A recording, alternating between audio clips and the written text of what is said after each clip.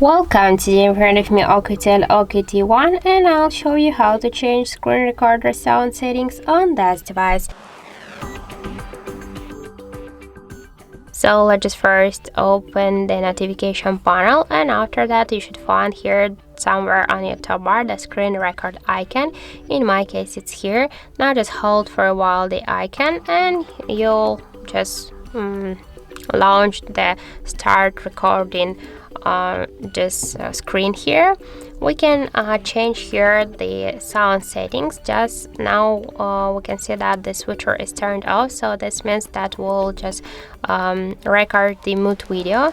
You can turn on the switcher and now you will use the microphone. For example, you can comment something with it.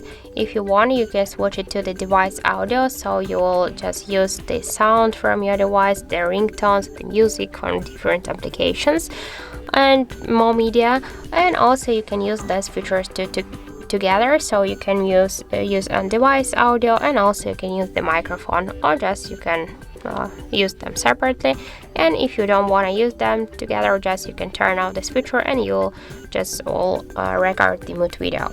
So that's it. After that, just tap here to start recording. And that's it.